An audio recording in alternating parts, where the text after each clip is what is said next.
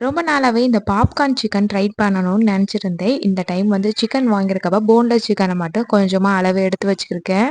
இது கூட தேவையான அளவுக்கு உப்பு, வரமிளகாய் தூள், மல்லித்தூள், கொஞ்சமா chicken masala, 1 table spoon cornflour மாவு, 1 டேபிள் ஸ்பூன் மைதா மாவு, கொஞ்சமா இஞ்சி பூண்டு பேஸ்ட்டு, லெமன் ஜூஸ் இது எல்லாத்தையுமே சேர்த்துட்டு நல்லா மிக்ஸ் பண்ணி வச்சுக்கலாம்.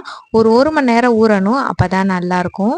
அத அப்படியே ஃப்ரிட்ஜில வச்சுக்கிட்டேன். 1 மணி நேரம் கழிச்சுட்டு ஒரு பிளேட்ல 2 டேபிள் ஸ்பூன் மைதா மாவு, 2 டேபிள் ஸ்பூன் கார்ன்ஃப்ளவர் மாவு, கொஞ்சமா மிளகாய்த்தூள், மல்லித்தூள், தேவையான அளவுக்கு உப்பு சேர்த்துட்டு நல்லா மிக்ஸ் பண்ணி வச்சுக்கலாம். இது ஒரு பவுடர் ஃபார்ம்ல.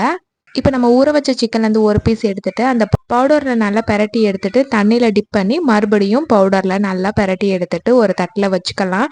இதே மாதிரியே எல்லாத்தையுமே ரெடி பண்ணி வச்சுக்கிட்டேன். கடாயில கொஞ்சமா எண்ணெய் சேர்த்துட்டு ஒவ்வொன்றா பொரிச்சு எடுத்துடலாம். நல்லா ஒரு கோல்டன் ப்ரௌன் ஆனதுக்கப்புறம் எடுத்துடலாம். சூப்பராக கிறிஸ்பியான பாப்கார்ன் சிக்கன் ரெடி ஆயிரும். குழந்தைங்க கேட்டிருந்தா இதே மாதிரி செஞ்சு கொடுங்க.